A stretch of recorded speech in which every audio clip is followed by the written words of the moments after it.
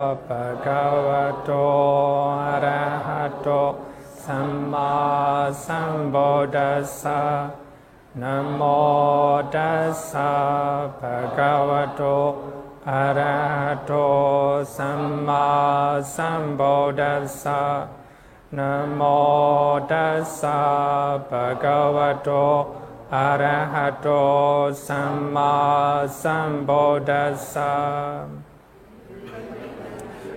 Good evening, everyone.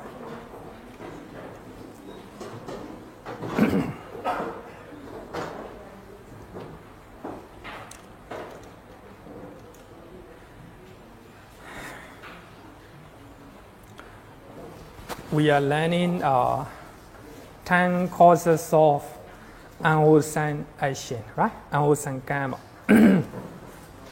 So previously we just finished killing. Panadipada, right? Panadipada. Today we are going to next karma.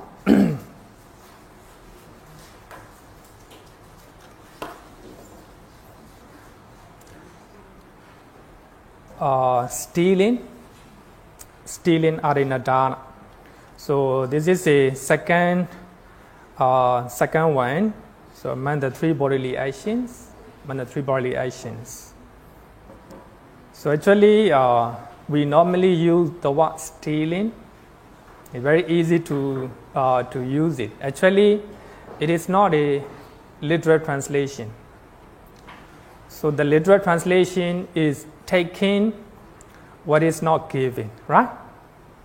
Actually, it's a little bit different. Stealing and taking what is not given. Adenadana.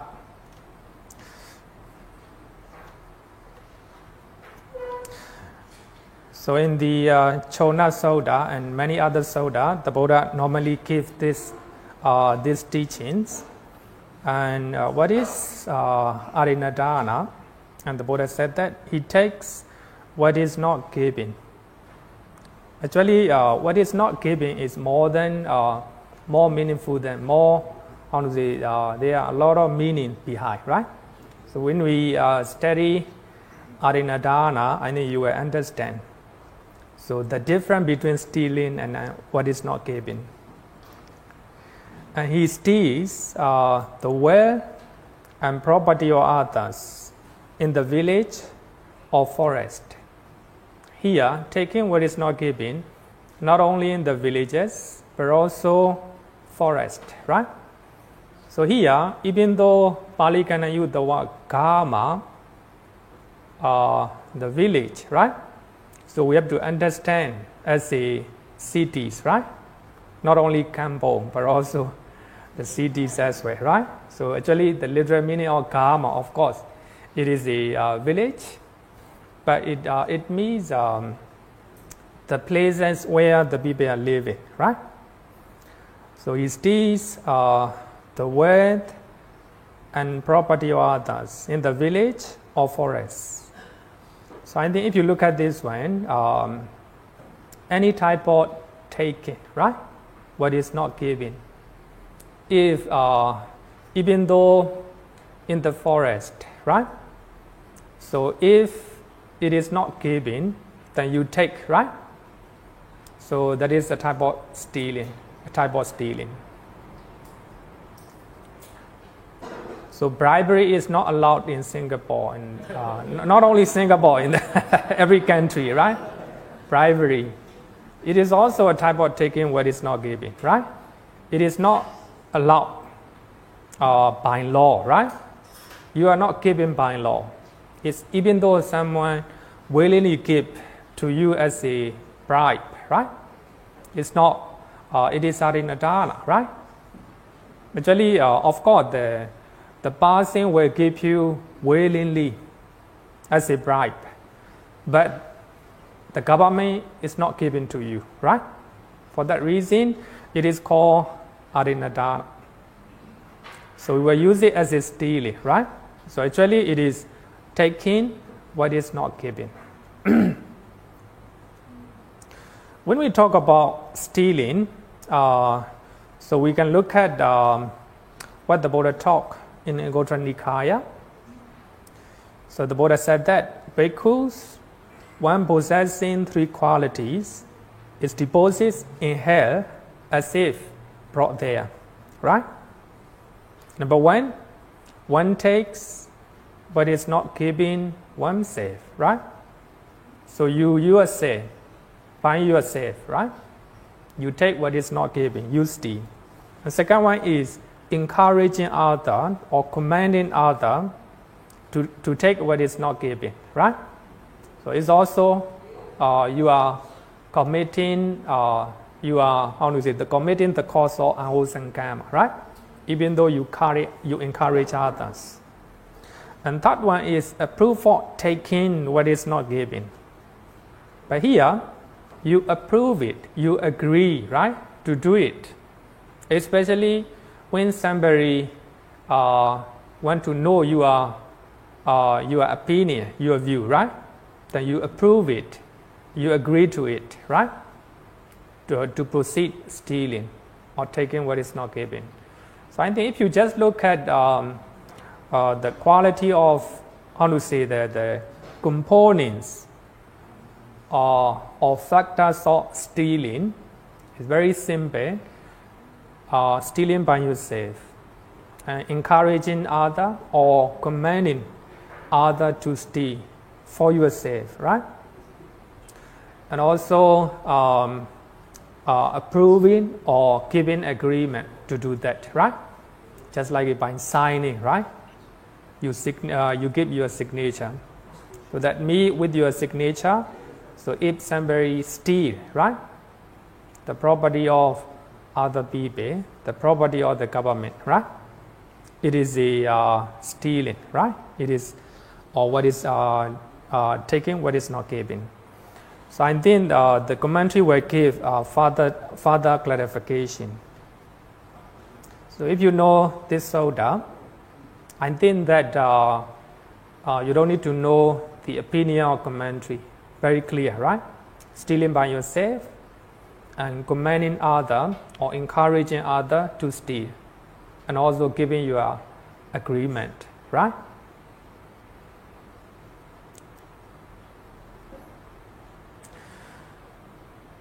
So this is what the commentary said. Stealing actually is the volition to take what is not given, right, by others. So there are 5 factors. So actually, according to Pali Canon, only 3 factors, right? 3 factors. But here, according to commentaries, 5 factors to complete committing Arinadana karma. Number 1, it must be the property of another, right? So if you take your own property, it's not Arinadana. But of course, it is also, sometimes you may take your own property thinking it belongs to others, right? But even though you're taking your own property, it entails unwholesome karma, right? Unwholesome karma. But regarding with the cause of karma, karmabhata, if you steal your own property, it's not the cause of unwholesome karma, right? Just unwholesome mental state, right? But here, the first factor is must be the property of other people. Second one, perceiving that it is the property of another, right? But you think that this is the property of other people, right? If you think that, even though you're taking the property of other people in your mind, if you think it is your own, right? Somebody put food on the table, you think that it is for you, that you eat it, right? It is not Arinadana. It's not Arinadana. But you eat the food of other people, right? You eat it intentionally, right? It is Arinadana. But here, perceiving as the property of another. And number 3, the thought of stealing. I think that is very important. We call it volition, right? Don't forget what the Buddha said. Chetanaham bhikkhve kammam vadami, right? The Buddha said that it is chetana that I call karma. Chetana, volition or motivation behind your action, right? So that is called karma according to Buddhism. So here, the thought of stealing is chetana, right?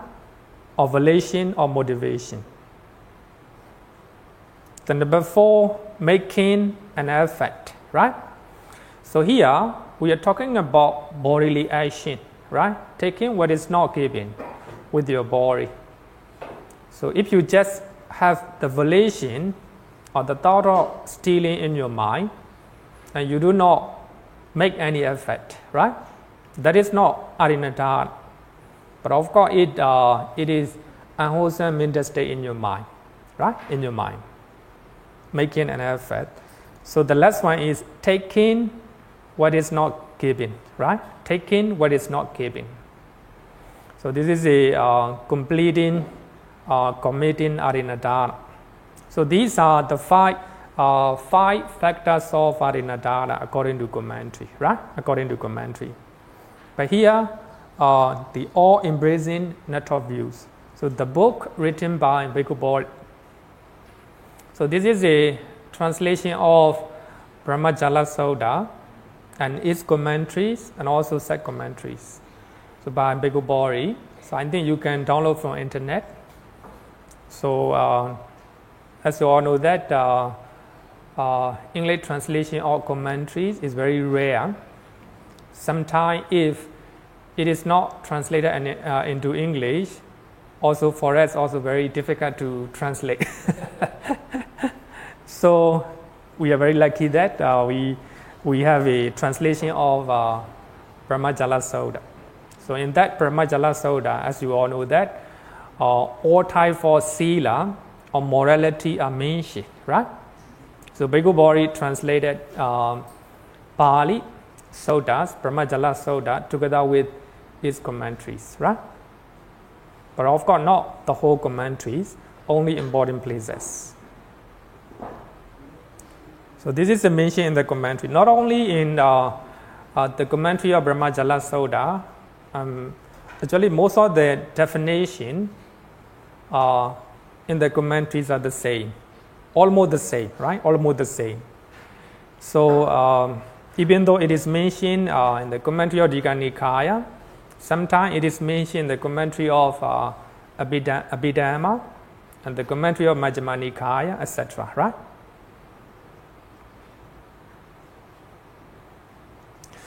So regarding with the karmic effect of stealing, the commentary said that. So Exposita is the commentary of Abhidhamma, the first Abhidhamma book. So it is available in the library. For those who want to teach these 10 causes of unwholesome action, I think you should read this book because it's a very important reference from the commentaries. So in actually this is from Bhikkhu Bodhi translation. The act of stealing is less blameworthy when the article stolen is low in value. Low in value. More blameworthy when it is high in value. Why? Because of the superior value of the article. I think it's not difficult, right? Very simple logic. If the value is very high, the karmic effect will also be high, right? So if the value is very low, for that reason, as a Buddhist monk, so if you steal any objects or any articles that was more than 25 cent, but at the time of the value, at the time of the Buddha, right? At the time of the Buddha. Even now, I don't know, 25 cents, very, very low, right? But for that reason, so this Vinaya rule is very subtle, right? So we have to take care of every our action, right? Not to break the Vinaya rules. So very subtle. Sometimes we may not know, right? We may not know. So therefore, for that reason, the volition or motivation is very important, right?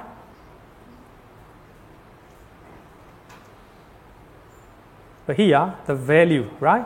If the value is high, so the unwholesome deed also will be high, right? If the value is low, so that will be less blameworthy, right? Less blameworthy. Another one is the moral qualities. If you are stealing, sorry.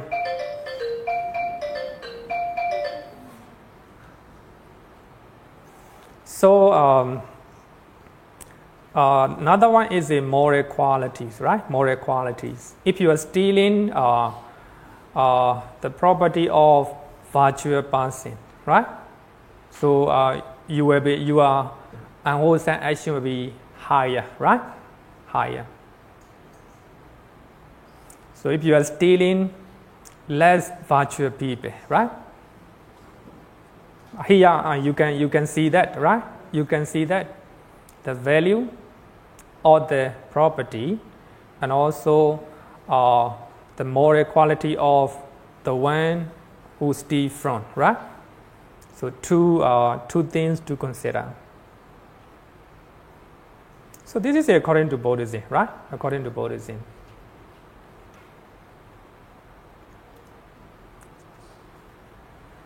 So the stealing of an article belonging to one of the inferior moral quality is less blameworthy, of course, right? Of course. And then here are only two components, right?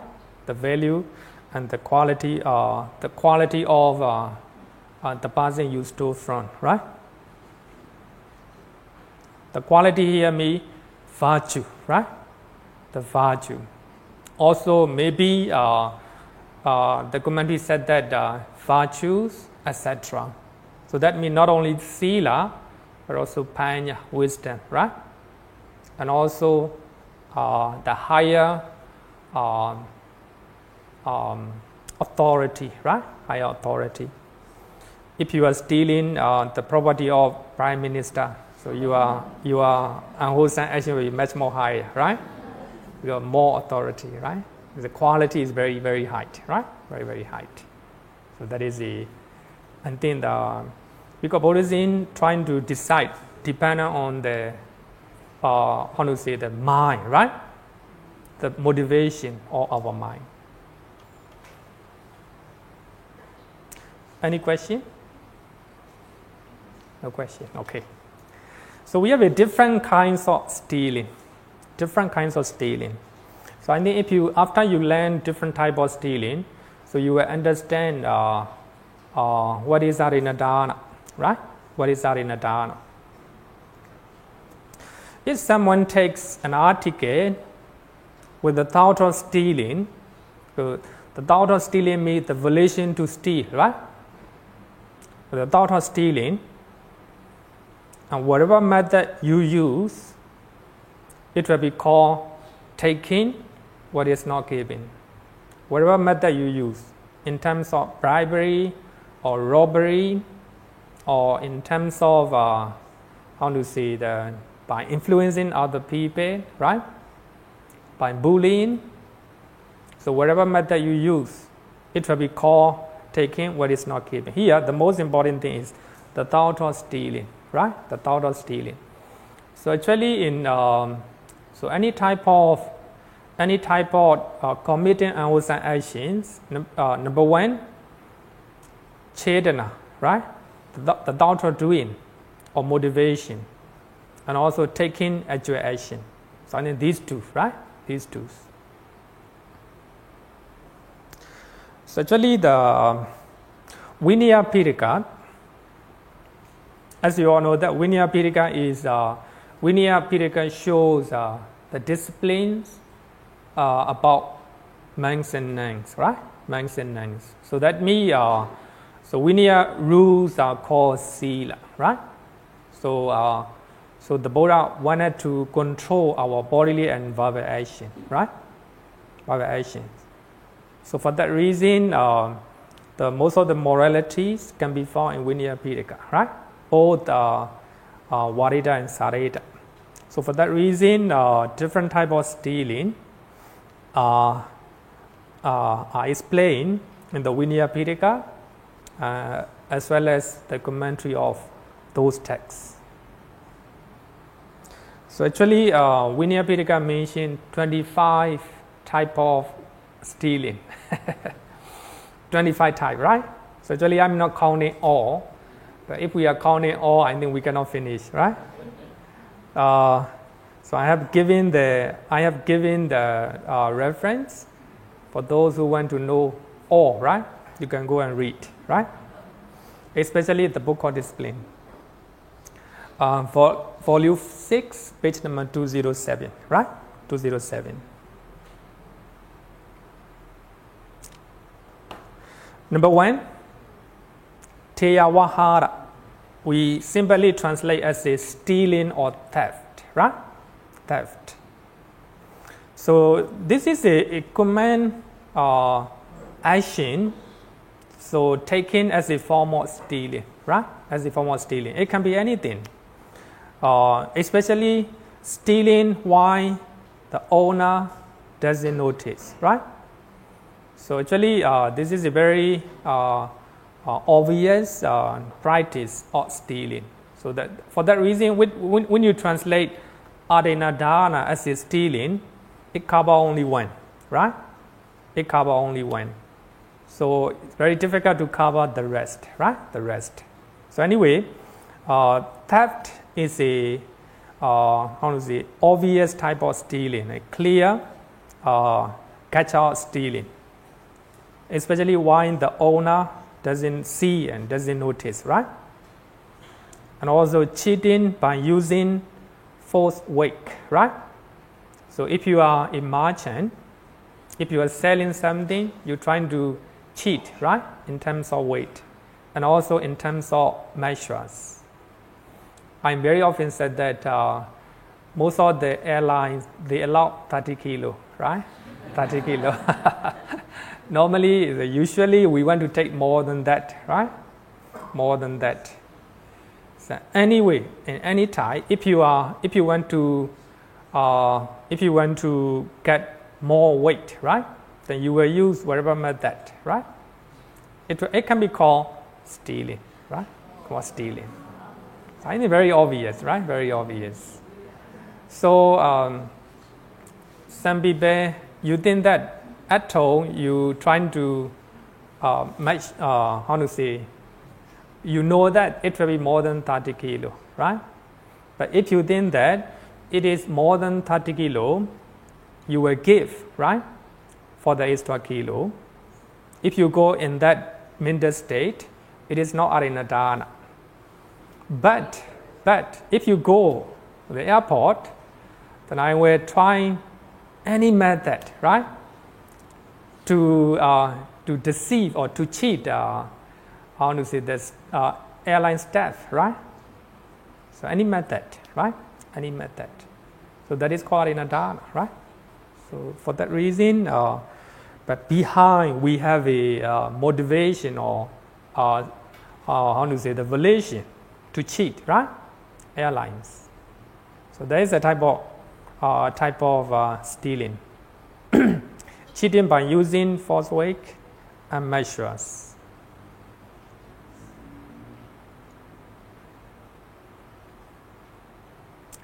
Another one, taking what is not given by force, right? So if you are Prime Minister and you use your authority, right? So recently, just like a Malaysia Prime Minister, right? Using his authority, he steal, right?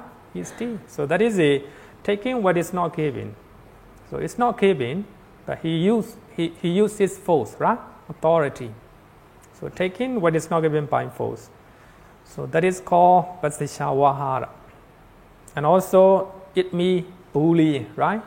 You're trying to bully your junior one, right?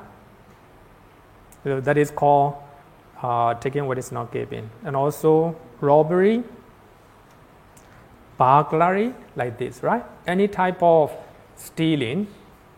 So you are blindfold, right? You do it blindfold. So that is called pasesha vahara.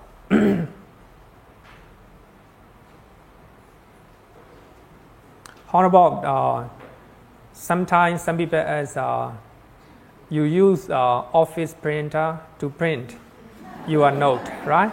Your note, and you are recording your note, right? It depends on your valuation, right? So if you think that, so such amount of ad is allowed in the office, right? If you think like this, I think it is not an issue, but you trying to print off, right? Why the boss is not around? Then that is a type of stealing, right? But behind motivation or volition, right? So I think very, very subtle one, very subtle one. Sometimes, of course, it may not be convenient to go outside for printing. So I normally suggest you can print at your office, but trying to return something back, right? So you're trying to work more hours, right? More time, right? You're trying to go extra mile at the office, right? So I think in that way, right? Because it may not be very, very, how to say, serious, right? Very serious. But of course, in Singapore, it may not be very serious. But in poor country, printing will cost a lot, right? So poor country, so we have to decide, depend on the condition, the cost, right? So the cost for the poor country may be very high, right? So it will cost a burden for the boss, right? It depends the place, right? And also the time. Okay, next one, buying concealment. So you see something and you like it so much, right? So you're trying to cover with the something, right? With the grass or leaves, or you're trying to cover your body, right? Your body, then trying to steal it, right? Trying to steal it. So that is called buying concealment, right? Stealing an article which is concealed earlier with the leaf, etc. Next one is by strategy, right? Strategy. By using a strategy, right? So strategy here is a tricky one, right? You're trying to trick, you're trying to deceive somebody, right? For that reason, you use a carefully planned way, right? Planned way. So even though you use such a one, it is called adinadana, right? It is called adinadana. Especially as a businessman, right? You're trying to use a, how to say, the dishonest way, right? Dishonest way.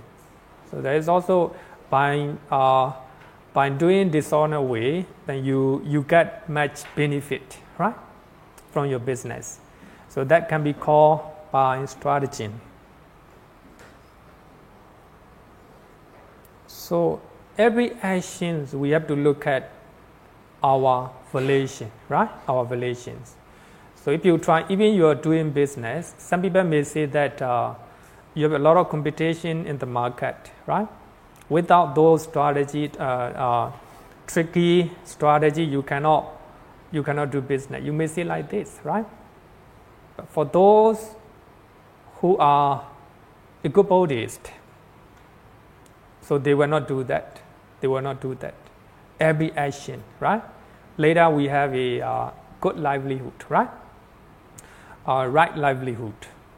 So as a ego-Buddhist, and then they're trying to look at their valuation, right? Their valuation.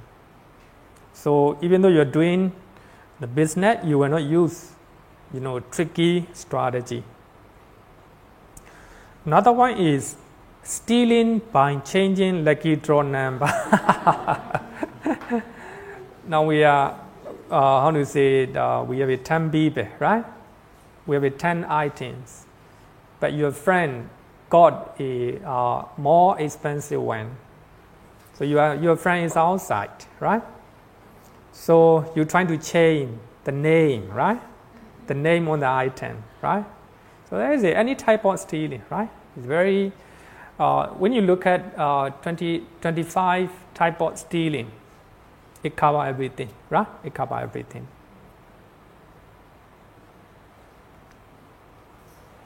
Another one is a stealing by evading tax. And then we're trying to evade the tax, right? So and then that is also very, very sad, right? So when I'm buying this computer and I'm buying the official Microsoft Office, so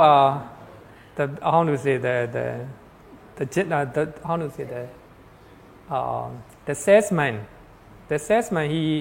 he surprised, right? Why you're buying the official Windows Office? Very expensive. I told him we are not supposed to steal, right? So is it by evading? This is a type of stealing, right? If you are using official, the cheap and also from internet. Sorry? Pirated. So if we are breaking the copyright, right? Copyright. It's a type of stealing, right? Type of stealing. For those who are meditating, especially the monks from the man who is meditating. So he have to look at every action, right? Every action. He will not use if he suspect that it is not in accordance with the Vinaya, he will not use it, right? He will not use it. So you're trying to look at every actions, right? Suppose if I'm using the free Microsoft software, there's a type of stealing, right? Type of stealing. So we don't have to do that. Stealing by evading tax. Suppose I'm living in Singapore, I need to pay tax, right? GST, right? GST.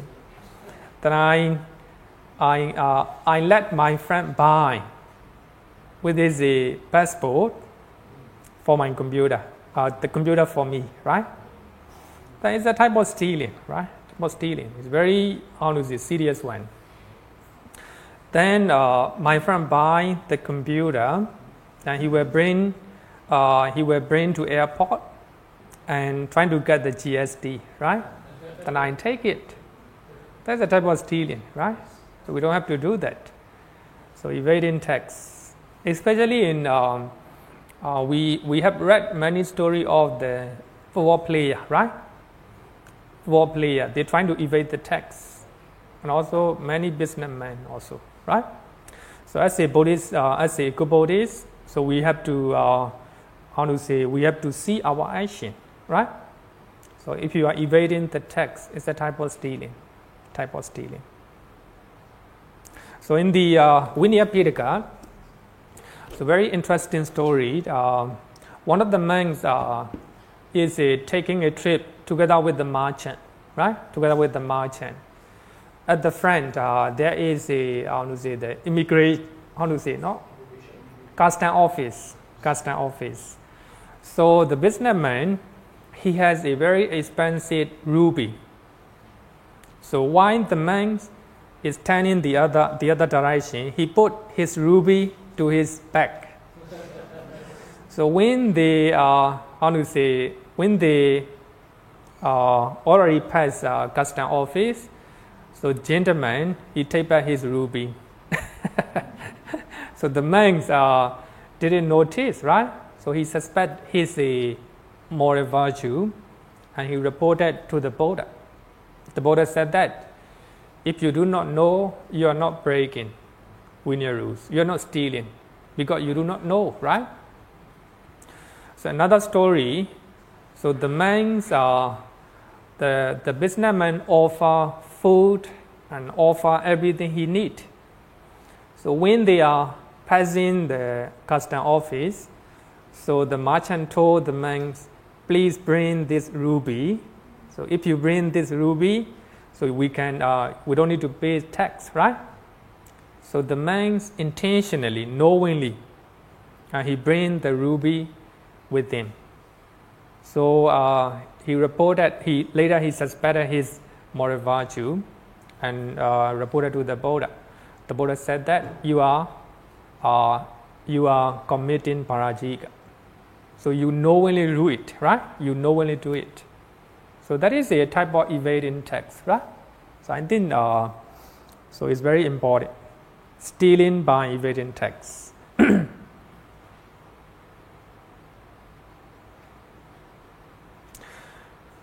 Number 7, stealing by showing a sign, such as a wink, right?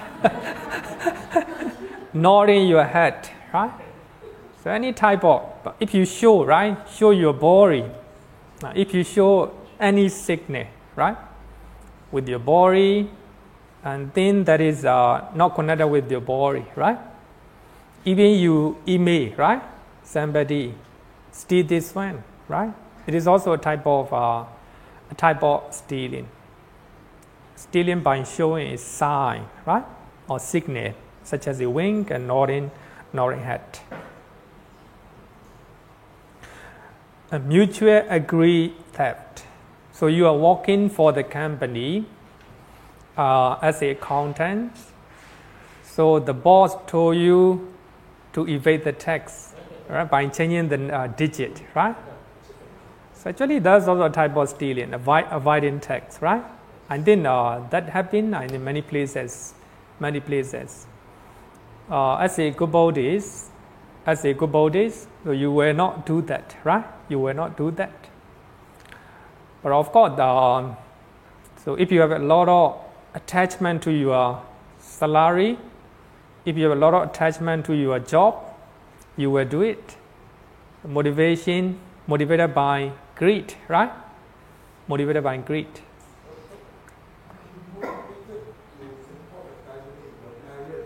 Can you use the microphone? Yeah, thank you. But what about when you have elderly parents that need your support, monetary support? Sorry? If you need to support financially, your parents. Oh, okay. Then if you don't do it, you lose your job. Then you cannot even provide the basic food for them. So as between the lesser of the two evils, so you have to sometimes do something not out of your own free will, but for practical reasons. How do I resolve this? Very good question. Of course, it's very practical question. But regarding with the cause of karma, there's no bargain. Whether you're doing for your parents or for your country, no bargain, I think. But of course, if you are doing for your parents, and the cause of outside karma will be not as big as so the action that you do for yourself, right? So I think any type of stealing, I think no bargain and no, any type of stealing. So if you are actually for that reason, for those who become Sotapanna, even at the risk of your own life, not for your parents, right? Even the risk of your own life, you will not commit such a one. So actually, here I'm talking based on the moral principle, right? Moral principle. So of course, we have many conditions that we have to do, right? We have to do. So, but later I think we will have to learn if we are doing again and again, repeatedly, right? It's very, very, very serious one, right? Sometimes you may have to do that, right? But according to Abhidhamma, even though you have done such actions, try not to regret. right? Try not to worry, but try not to do it again, right? But of course, sometimes we are desperate, right? That we have to do evading tax for our boss, for your boss. But if you are doing again and again, right? So you have to think about changing the job. It's not a good for your good action, right? It's not a good action. So as a good Buddhist, you will not do that. You will change other job, right? Other job. Bhante, regarding about what we call tax evasion and all that, all these things are subject to law, regulation, and legislation. But the problem is there is always a loophole. So what people do is that they exploit, they know that doing this is not right. But since there's a loophole in the law, and they do it. Weakness in law. Yeah, loophole, that means there is some gap there which you can do it, you see. All right, so that is where a lot of accounting firms, they advise those companies how to go about it. They call it tax efficiency, but basically it's just, look for the loophole and get away with it, you see. Recently, there's one case here. For those who build properties, you have to sell it by certain date. Yeah. If you don't sell it, you pay a very high penalty. So what this guy did was that he buy the whole block, right? Instead of paying, say, $1 for that, you give me discount of 50 cents. And he bought it, you see. So that is a way of doing it. Now the government discovered that, they changed the law. Yeah. Right? And so for tax thing, yes, many of them, they do have a way of doing it. So in what they call it, tax efficiency, but not tax evasion.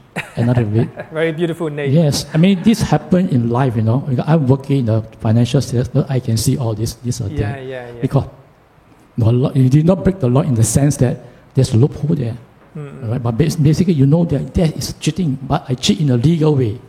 All right, you see that? So as a Buddhist, how do you conclude on that?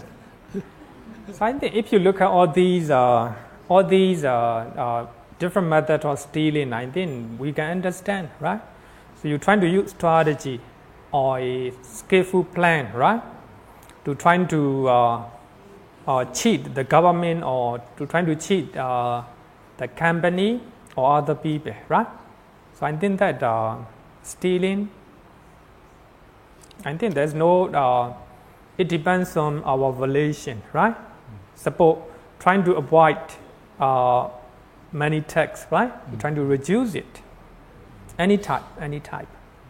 But then, Bhante, it's not against the law. Of right? course. Actually, have we are not talking about depending on the law, right? We are talking about moral principle. But sometimes, even though we are talking based on the Vinaya rules, the Vinaya rules and moral principle sometimes different, right? Suppose if you are taking something, suppose in the Vinaya Pitaka, if you praise someone, it is better to die, right? Because you have done a lot of good deed. You know that person is suffering a lot, right? But if I say, as a Buddhist monk, if I say that for you, I think if you die, you will go to heaven. Doesn't matter, right? But out of compassion in my heart, then I told that person, but I commit parajika, no longer be a monk. But in terms of law or Vinaya rules, and I thought we can call it Vinaya rules are law, right? So the law laid down by the Buddha, right? So according to Vinaya rules, I no longer be a monk. But if we look at according to moral principle, it may not be that much bad, right? So if we look at moral principle, right? Because I may be on a talking slip all the time, right? Slip all the time. But then according to law, according to Vinaya rules, so I no longer be a monk, right? No longer be a monk. So I think the laws and moral principles sometimes different. right? Different. So we are talking about based on the moral principle, right? Moral principle. So here, you want to deceive the government, right? That is evolution. So that motivate to do a strategic plan, right? Strategic plan. So whatever method you use, if you had the thought of stealing, the thought of cheating, right? It is arinadana, right? It's arinadana. Bhante, another case is that what about criminal lawyers? Okay. They defend the criminals. Yeah. But sometimes the lawyer is so good, they can get away with it. So is that, I mean, of course, as we're concerned, it's not right livelihood. Okay? But then the lawyer say, I did my best to save my client. Right? I think that to define criminal one, right? So I think if he is doing out of compassion, if he does not use false speeches, I think it is stay okay. But if trying to cheat by using telling lie, right? Telling lie, what is not truth, then trying to define his criminals. So I think it is not a good livelihood. But here, a good livelihood not depends on your profession. It depends on your action. So you might think that being a Buddhist monk is a good livelihood. You might think that it's not so, right? Some people say that being a doubter is a good livelihood. It's not so, right? Now, some doubters are very bad, right? Very bad. They're trying to cheat money from the patients, right? And they do not take care of the patients. So, but of course, most of the doubters are very good. So here, a good profession doesn't mean the job what you do, the profession what you do. It depends on action. For that, for that reason, I think Buddhist definition of a right livelihood is very beautiful. So, if you are in your job, if you are not committing 3 bodily actions, unwholesome 3 bodily actions, and also 4 unwholesome verbal actions, that what we call a right livelihood, wherever you are, right? Even though you are a lawyer, even though you are doing as a real estate agent, right? Real estate agent.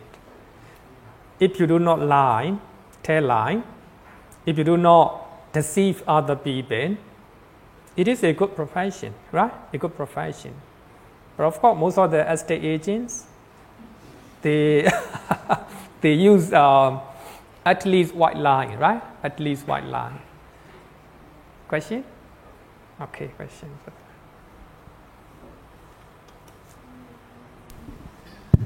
Bhante, I'm thinking that maybe this is, we're touching on one of the, one of the contradictions. Okay. Yeah, because the rules were laid down 2,600 years ago, society evolves. So many a time, we want to be good Buddhists, but in today's context, the world today, it can be very difficult to follow the rules 100%. Like in Mr. Chin's case, the example of the accountant who tries to look for ways to minimize the company paying tax. We all wear different hats in life, right? At work, we are an accountant. At home, we are a father. In the temple, we are a Buddhist.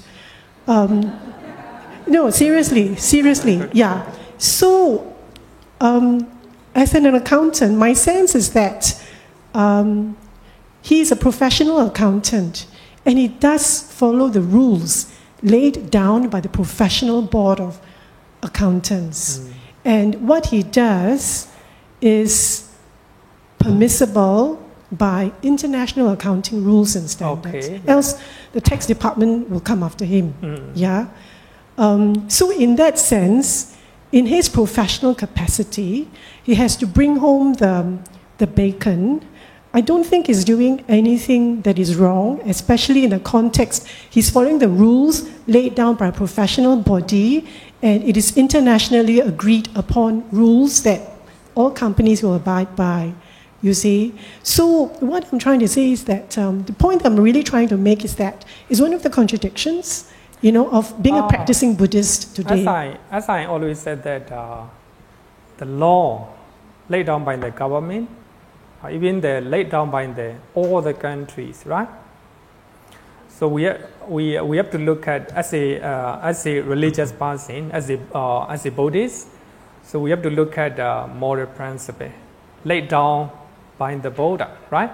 But of course, you might think that it is allowable, it is permissible to do such a one.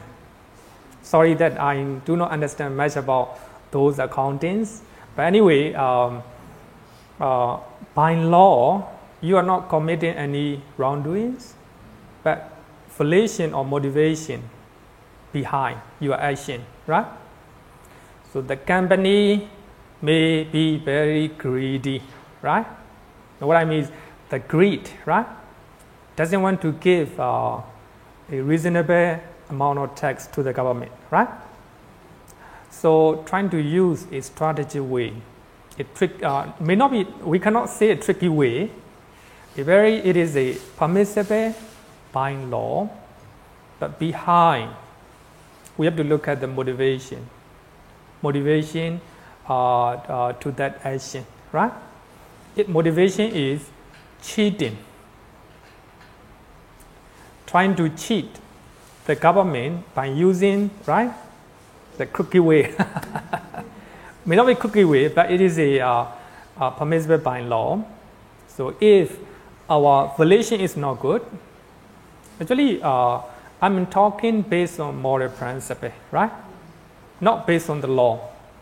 As I earlier said that the Vinaya rules, the actual Vinaya rules, so that is similar to law, right? Laid down by the government. The Vinaya rules are the law laid down by the Buddha. So when you look at the Vinaya rules, some are very serious, right? So those serious action, so when you look at according to moral principle, it is not a serious one. It is a, how to say, it can be, how to say, it may not be a serious unwholesome action, right?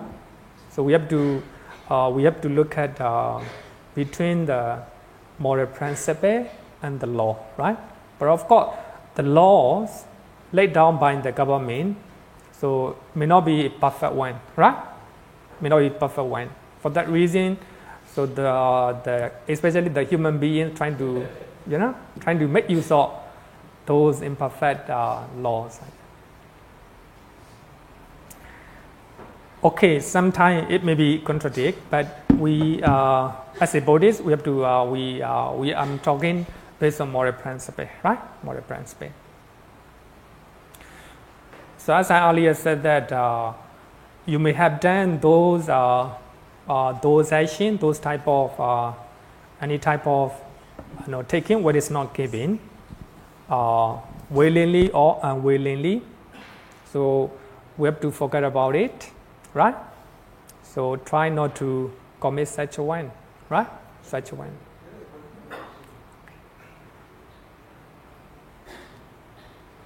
Pardon my ignorance, but when does karma start? Only when I become a Buddhist or before that? Okay, I mean the reason is you realize that the age group of Buddhists are generally after a certain age. So they are Christians when they do tax planning and all those things, right? Which is deemed immoral in Buddhist term. So after they have done that, then they reach retirement age, they become a Buddhist. So if karma starts from there, then the past doing will not count, right? So is that the reason why Buddhists are generally of a certain age after they have passed their prime, then they start to become Buddhists. No, I mean the question is a real one. when does karma start? Only when you are a Buddhist, or it starts from the day you are born? Because there are a lot of converts, right? They are Christians previously. They were Christians previously. Then they convert to Buddhism, right? So, question is that when does the thing about karma, retribution, and all that, when does it start? Did the Buddha mention anything like that? Yeah. Very beautiful question. But anyway, as you all know that, if you look at from the Abhidhamma point of view, we have to look at the Lobha, Dosa, Moha, right? So if you do some actions motivated by Lobha, Dosa, Moha, or Alobha, Dosa, Moha, right?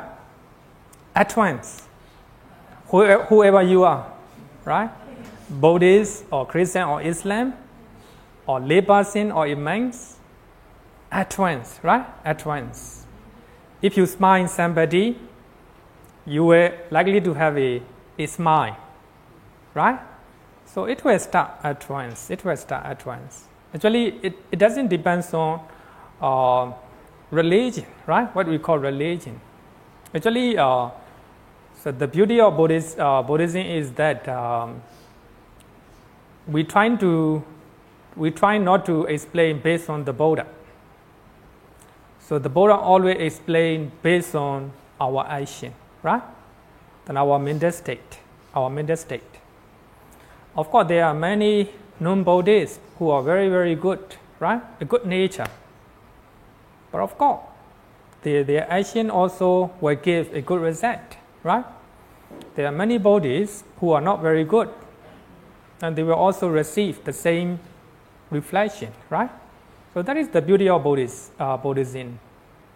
So we try not to talk about based on our teacher, right? So there is only our action, right? Only our action. Then look at the first stanza of Dhammapara, right? All things are forerunner of mind is forerunner of everything, right?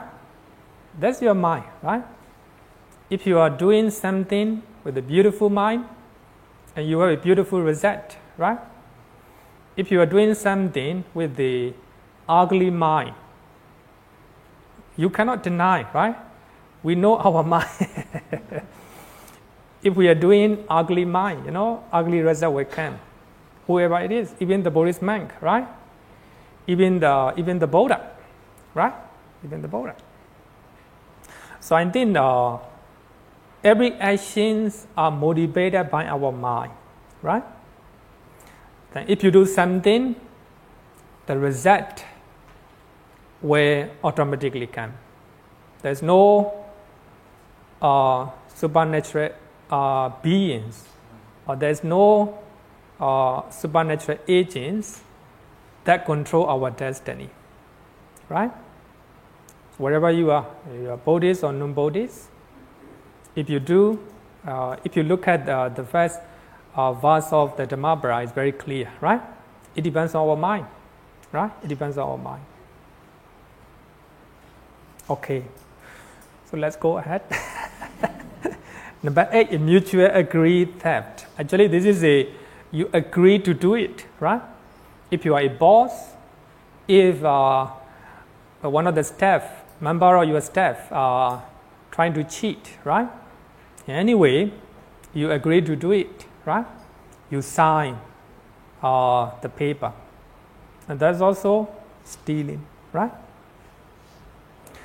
So regarding with the number 8, mutual agreed theft. So at the time of the Buddha, so a group of monks discussed to steal something. So they assign one monk to do it. So later, they suspect their action, and they told other monks, "We are not committing parajika, only the one who steal it." The Buddha said that you all commit parajika. So here, parajika means the highest offense in the Vinaya Pitaka, right? As a Buddhist monk. So here, if you look at this one, so not only the one who steal it, right? Also, if you give approval, if you agree to do it, if you are discussing, right? So if you are commanding other people, that's also a type of stealing, right? Type of stealing. Another one is stealing by oneself. Actually, we have learned in the Sutta as well, right? And commanding others to take what is not given. So any type of stealing, right? Any type of stealing.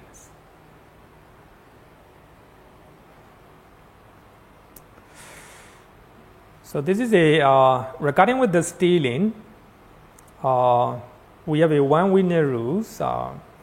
If a monk steals an object worth 5 masaka. 5 masaka means 25 cents. 25 cents or more, it entails parajika. Parajika means the one who commit is defeated as a monk or expelled from the community or sangha, right? Community or sangha. So he can be as a samanera, he can be as a lay devotee, he cannot be a Buddhist monk. So even after committing parajika, however, according to commentary, right? According to commentaries, after committing parajika,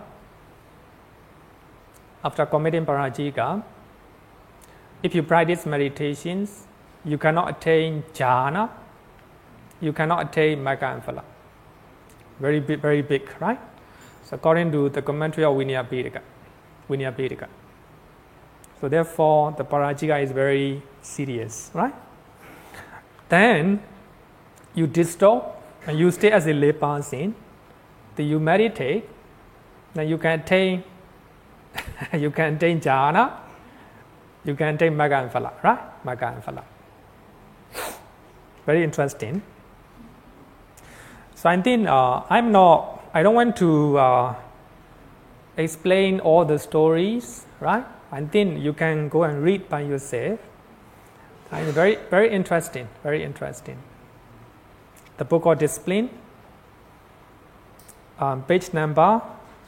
Where is it?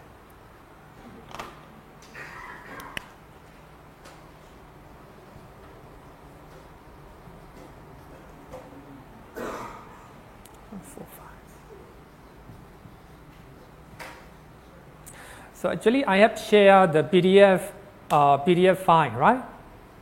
The book of discipline. So you can read page number from 123 to 149, right? 149. PDF page, right? So here, actually the actual Vinaya rules do not talk about 25 sins. It talk about at the time of the Buddha went to lay down the Vinaya rules. So by that time, the old man who joined the order. So earlier he was a judge, right? Judge. So the Buddha asked the judge, which amount of money entails somebody imprisoned and also killing, right? Imprisonment and killing. So based on that, we have to decide, right? So I think we can judge the current law, right?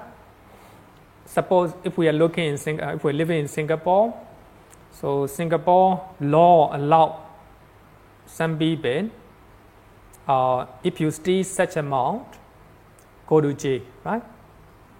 And also, if you see a very higher amount, you will be killed, right? So I think the actual Vinaya rules are like this, right? But does not talk about 25 sins, right? But a commentary, so we have to follow the commentaries, right? So anyway, it's very well known. So 25 sins.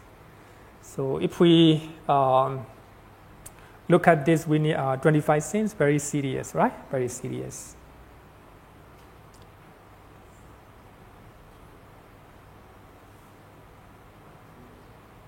So let's look at, so there are some conditions, right? There are some conditions. If you take what is not given, on following conditions, so you are not committing an offense, right? You are not committing an offense. If you look at this one, you will know, the importance of volition, importance of motivation. Number one, perceiving as one's own property. If you think that this is your property, right? It belongs to you, then you take it. But it's not belong to you, belong to other person. But you don't have any motivation to steal, right? You just take it thinking that it is your one, right? So if you take what is not given in this way, you are not committing parajika. So in the real case, right? Real case. So if you are taking something belong to other people, thinking your own, right? It's not stealing, right? It's not stealing. It's not stealing. One time, Venerable Ananda go to bathroom, and he take another man's rope, right? Then he suspect later other men suspect, right? What happened regarding with the Vinaya rules? Then they talked to the Buddha. The Buddha said that Ananda think that it is his own, right? So he's not committing parajika, right? Parajika. So there are a lot of conditions, right? So one time, so one of the men he take the rope from outside. It is his the rope of his friend. So thinking that the rope will if the rope is exposed with the hot sand, it will destroy, right? Thinking that you take it and put it somewhere. The owner of the rope and ask, where is my rope? So that man taught to that man, I steal it. Actually, he's not stealing. He take that rope and put it somewhere, right? But for joking, he want to joke. I steal it. So that man trying to talk to him, you are no longer a monk. You steal it, right? You steal it. And the Buddha said that if there is no actual relation to steal, just talking as a what, right? It's not a stealing. It's not a stealing. You just want to joke, right? Just want to joke. So I think if you look at those stories, we can understand Buddhist attitude toward Arinadana, right? Arinadana.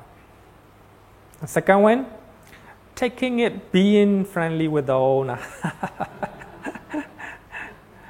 You can sometimes, even though your friend does not give, sometimes you try to eat it, right?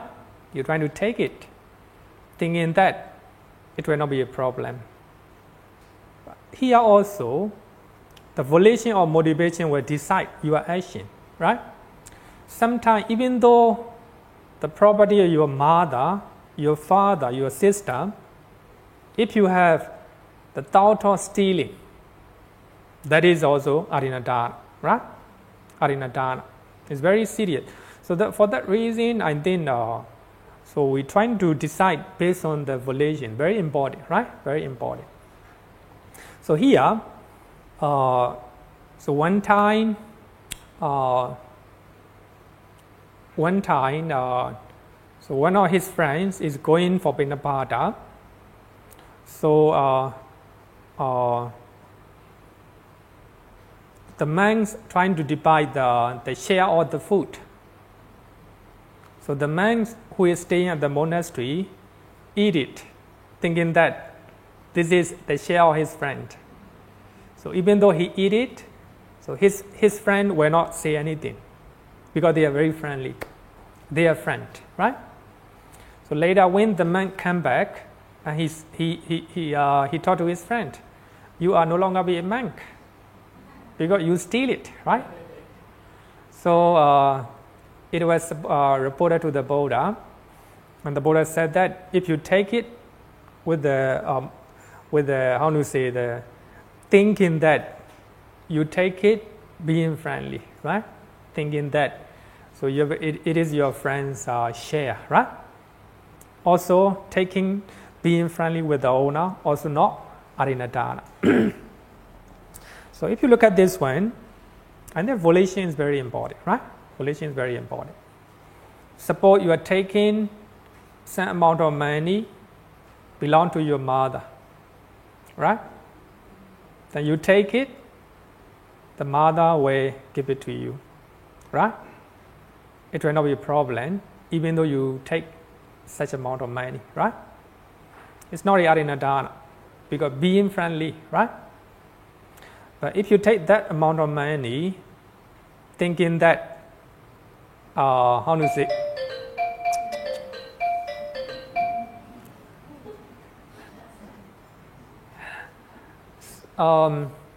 you take the same amount of money with the thought of stealing, right?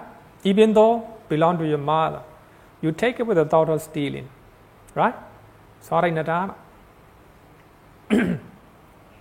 Another one is taking temporarily for temporary use, right? Temporary use. Then you suppose you're living together with other people, so you don't have money, right? Then your friend put it some amount of money on the table. So your friend take a trip. Then you take that money, thinking that I will pay back, right? You take that money for temporary. So when you get salary, you will give it to her or him, right? So if you are taking in such a mental state, it is not in a dana, temporary use, right?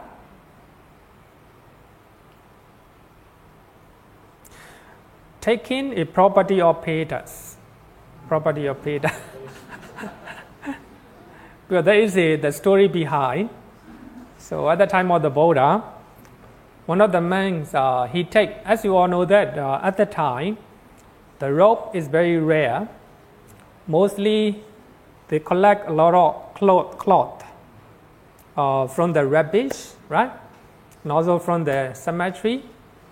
And they sew it, right? They sew it. And also they dye it and they wear. Very rare, right? So one of the monks, when he go to cemetery, he saw a recently dying dead body, and happily he take all the cloth from that dead body, right? So the dead body follow him, saying that, Bande, please give it to me. Please give my clothes back to me. So the monks also didn't listen, just go ahead, right? Because he's very happy because he got enough cloth, right, to make a rope. So that body follow. Actually, that body cannot follow, but the Peta, or we call it the ghost, right? The ghosts are living together in that body. So the goat follow him. So that means that body follow him. So when the monks arrived at the monasteries, he closed the door. So that body fell down beside the door, right? So for that occasion, the Buddha said that the man should not take the clothes that belong to the recently dead body, right? Belong to the dead body of the recently died, right? For that reason, the Buddha will lay down.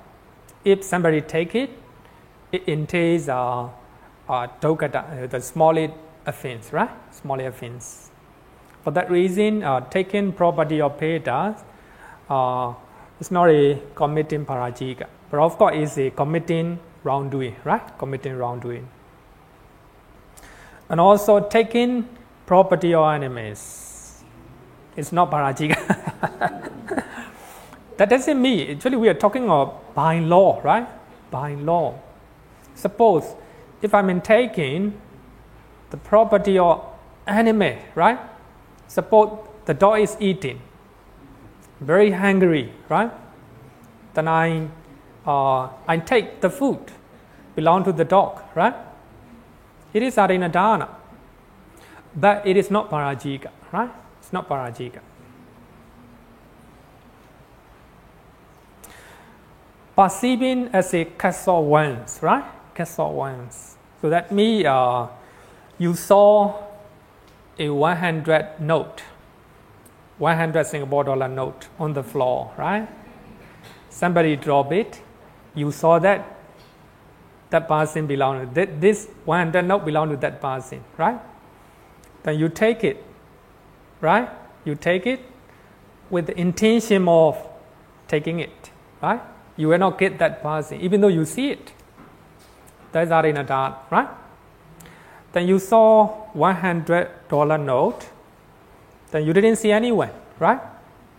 So for that reason, you think somebody left it, you cannot find the owner.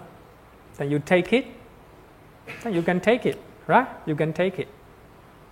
So I say casual ones, right? Casual ones. But of course, if you give it to the police office, that will be better, right? That will be better. But here, casual me, you think that there's no owner, right? There's no owner. So if you think it's a casual one, and also discovering the owner, so it's not parajika. Then if you are a mad person, then the last one is the first two one. It is for the parajika. I'm talking based on parajika, right? So I explain it because it is the law laid down by the Buddha. Sometimes the law and moral principle are different. Sometimes, right? Different. So as a karma bhatta, the cause of karma, so we have to decide based on our moral principle. In other words, based on our volition, right? Not based on the law, right? Not based on the law. Question? Okay, question.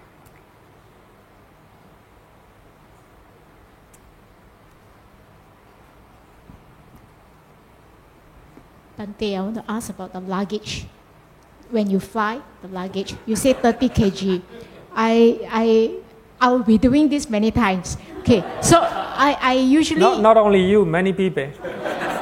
So I want to know whether is it really that bad? Because if you travel and your luggage actually goes overweight, the crew will actually tell you, oh, you're overweight, you have to pay. I will pay. But sometimes I exceed 10 kilo, they will tell me, hey, you exceed 10 kilo. I say, yeah, can you waive it? Okay, we'll waive it for you. So does it mean this one is not stealing, right? They waive it for you. They allow you to do it. Yeah, right? They allow you to do it. Yeah, it's not that they don't know, they know. I think you have to look at your volition or motivation before you go to airport. So before you go to airport, you know that I see 10 kilo, that you were trying to I don't deceive. cheat. No. If you do not cheat, if you do not deceive. You just see, because usually they will allow, if usually they will allow. So far, they allow. Okay, okay. Yeah. So does If they do not allow, you will pay. Yes, I will pay. Yes. And it's not a problem, because the reason is you don't have any intention to cheat or to steal, right? But you know that usually they will waive, So yeah. So they I are. think it doesn't matter. Yeah, I think it will not. Of course, it is not very good. It's not very good, because they allow you 30 kilo, should be 30 kilo. But of course, if you go there, you need to bring a lot of stuff, right? Then exceed 10 kilo. But in your mind, if you go there, you will discuss with them. If they allow, it's okay. If they do not allow, you will pay, right? Doesn't matter, right? So no bad karma. I only want to know whether there's bad. No. Okay. So we have to decide based on our motivation, right? Motivation. Sometimes some people hide, right? With the hand carry, right? Normally hand carry allow only 7 kilo, right? 7 kilo. And you put it 50 kilo. Actually, we don't have to follow rigid way, right? So we have to decide based on our motivation. Question? Okay. Yes, Bante. What about if in scenarios like the government steals from its citizens? What sort of karma? Government? The government steals from steal. its citizen or misuse the resources of the country. Is that also a form of stealing? Yeah, of Even course. though The kind they of- have the authority? A kind of stealing. It will be their karma. It will be their karma, right? What sort of karma would that, as a country or as a government? Not the country, the government. Not, It will be the the- government here means the person who are leading the government. Suppose the most responsible person will be Prime Minister in Singapore, right? If trying to steal or if trying to misuse, right? I think it's a type of unwholesome actions. Okay, thank you. Another question just occurred to me. What about in cases like slavery? There is a master and a slave. Oh, yeah. It's the so-called, the master may have purchased the slave. So yeah. is that also a form of stealing a life in that case?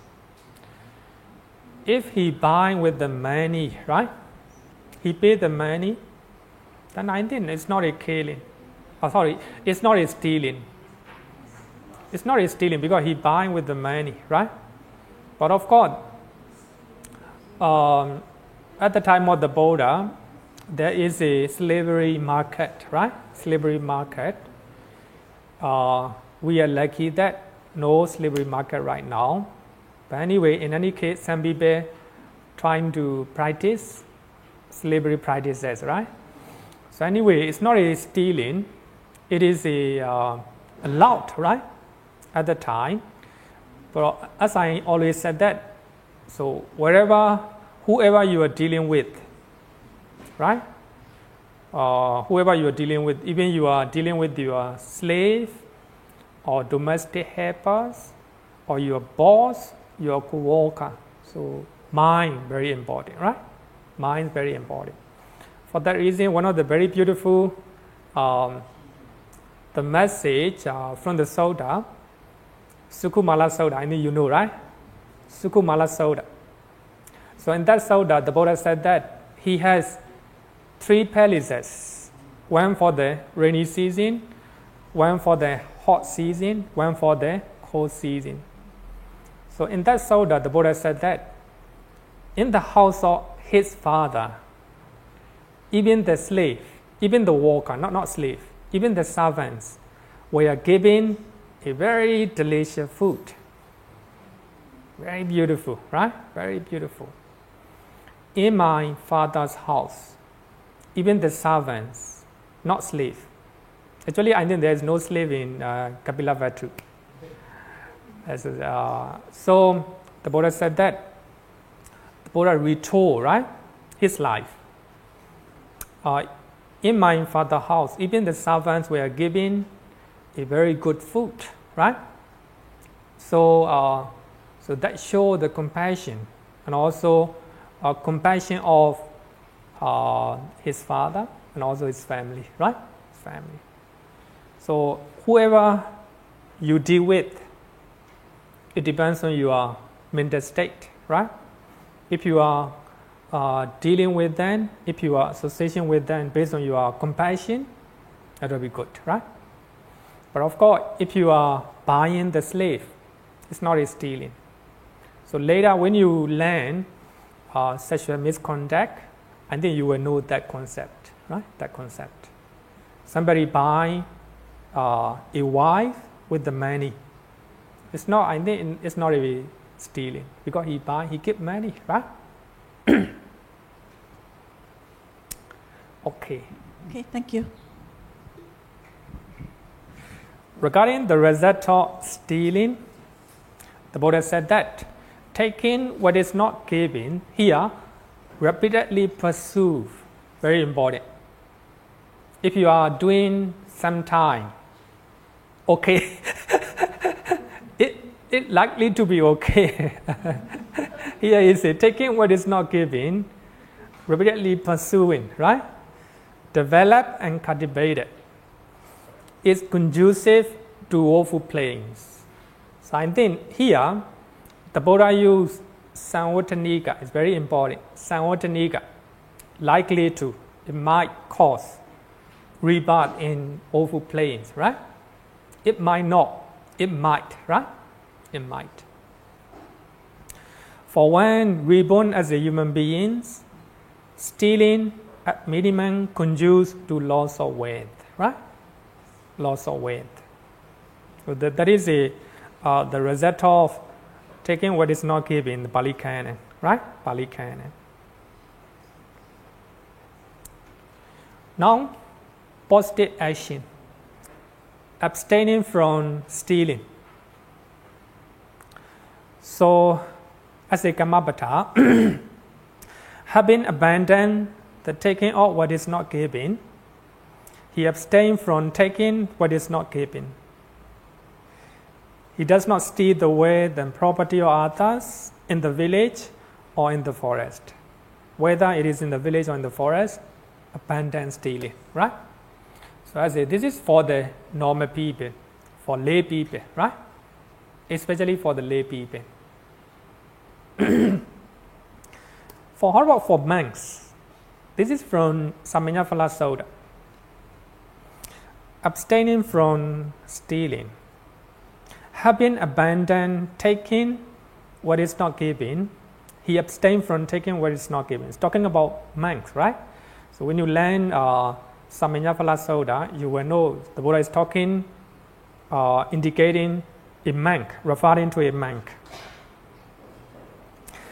Accepting and expecting only what is given.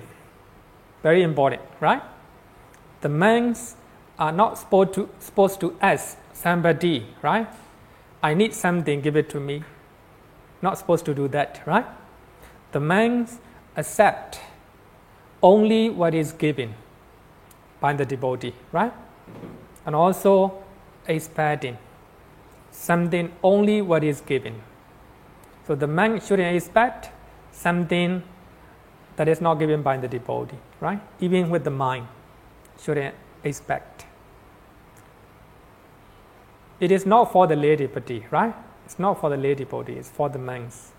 So here we have to look at different steps, right? Different level of the good quality or the moral concept, right? Good quality. He lives in honesty with the pure mind. But here, in the earlier statement, earlier teachings, it intended for the lay people, right? So even though you have impure mind, if you do not steal, it's okay, right? But here, as a Buddhist monk, have to live honestly with the pure mind. Even in the mind, do not have to expect something that is not given by the devotee, right? So as a lay person, you can expect, you can accept, right? You can accept it and you can wish it, right? Even though you have impure mind, as long as you do not commit with your body, with your speech, doesn't matter, right? It doesn't matter. So regarding with the only for the monks, for the spiritual people, so this is another step, right? So when you talk about Buddhism, we have to differentiate between lay devotee and spiritual person, right? Spiritual person. So I think if you look at two sutta, that talk about purity, right? Two level of purity, right? Two level of purity. So if you are refraining from three bodily actions as a lay devotee, so you are pure as far as your body is concerned. But as a monk, so you have to amend that three bodily actions, sexual misconduct. Even the sexual misconduct is not allowed for the monks. So we have to refrain any type of sexual activities, right? So brahmacharya. So became different, right? Became different. We have to understand in this way. So when we talk about four Vava actions, they are the same. So when we talk about three mental actions, for the lay devotee, as long as you do not have longing that is not belong to you, right? That is not desired to you. As long as you do not have a way in your mind, as long as you do not have a wrong view in your mind, so you have a purity of mind. But when you become as a spiritual person, for monks and nuns, it is not enough, right? Not enough. So you don't have longing or desire even to your belongings, right? Don't have attachment that belong to you. So totally different, right? Different level. So we have to understand in this way. So the reason why I show this one is this is for the monks, right? Not for the lay devotee. So the monks have to abandon taking what is not given totally, right? Not only that, but live honestly and with a pure mind. Have to accept only what is given, right? Don't have to ask so many times, right? Don't have to ask. But of course, if you have invitation, somebody invite, if you need something, talk to me, right? So if you have invitation, you can ask, right? You can ask. So I think that is very, for the Buddhist monk, it's very important, right? Very important.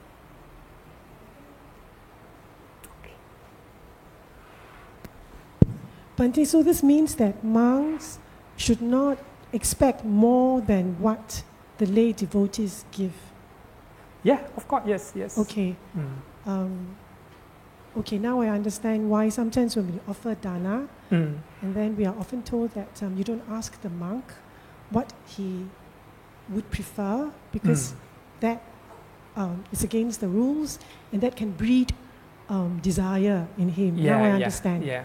So my next question is, so assuming that a monk, he's a very virtuous monk, and he has the vision of bringing the Dharma to more people. So he wants to build a monastery, for example, in a new area. So the devotees don't know about it, right? But he needs funds. So in this case, because the objective is pure and it's very good and it benefits many people, so then it is permissible for him to talk to his devotees about raising money to expand Buddhism into new areas, to build the institution. So that is permissible, right? Yeah, I think the monks who take into account every single Vinaya rules were not asked. But of course, it is permissible. So, because you are doing out of a good way, right, to separate teachings of the Buddha to broader people. It is I think it's a good, but some monks who follow every single Vinaya rules were not asked. In Myanmar, we have a number one learning center, not only education, but also the practice, number one.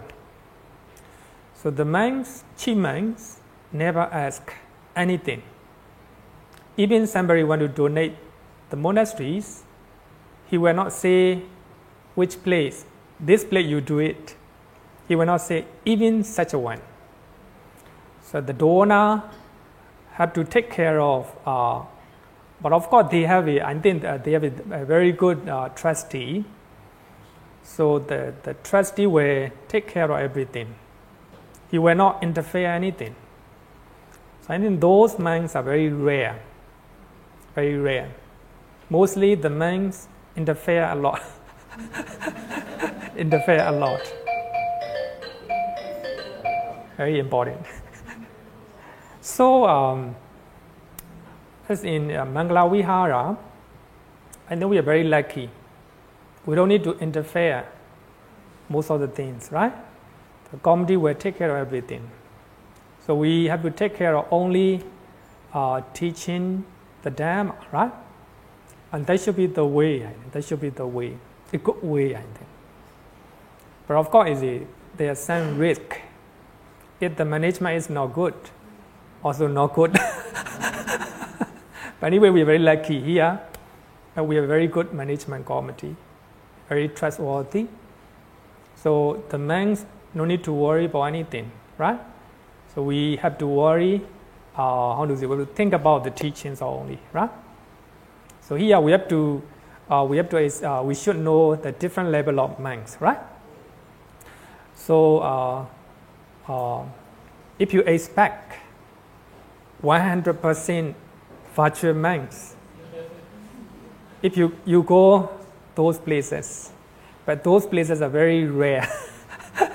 I will say that very rare, right? But of course, according to Vinaya rules, not only Vinaya rules, you can look at this, right? So the monks accept only what is given, right? What is given. Expect, right? What is donated by the devotee. Mostly with the pure mind, right? So if you look at this two soda, you can see the different level, right? So as a lay devotee, as long as you don't have, you don't steal, right?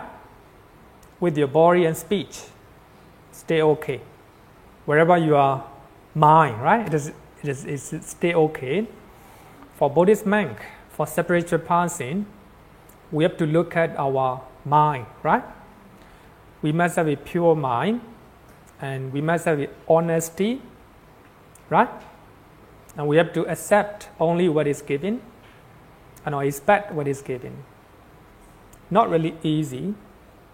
So that is called nikkama in Pali. Nikkama, renunciation, right? So we have to renounce everything. Renounce everything. So for that reason, one of the upasaka, one of the lay devotee called Taposa Upasaka said that as a lay person, renunciation is very, very difficult for us. Even if I hear the word renunciation, renouncing and letting go, I find it difficult to accept it. It is just like a very precipice. He gives the simile of precipice. You know precipice? A very, very, I want to say, big click. So even if we hear the word renunciation, the word letting go, very hard to accept it as a lay devotee, right? For that reason, Venerable Ananda said that the renunciation or letting go is a borderline between lay person and the monk, right? So the monks have to let go everything. The monks have to let go, renounce everything, right? So as a lay person, you don't need to renounce. There is a borderline, right? So you can stay attached to your thing that you belong to, right? But don't attach to something that do not belong to you. So that mental state will cause stealing, right? Stealing. So I think that is very important. So here, letting go, renunciation, it is a borderline between the monks, spiritual person, and also normal, ordinary people. So if you let go, if you can let go, if you can renounce, even that you belong to, you are spiritual person, right? Spiritual person.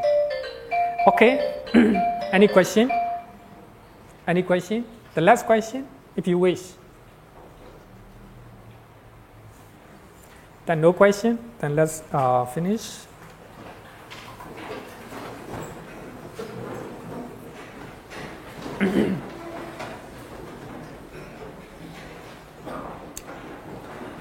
Yo varatam bhavaro manu jesu sakya muni bhaka wakata kecho paragato bala Vidya samangi dan sukatan saranatamu pemi raga viraga maninjamasokan dhamma sangata Mapatikulam Marudami Mambagunan Suvipatan Dhammami Mansara Natamupemi Yatacha Namaha Palamahu Chatusu Sisu Purisayogesu Atacha Bogal Dhammadasati Sangami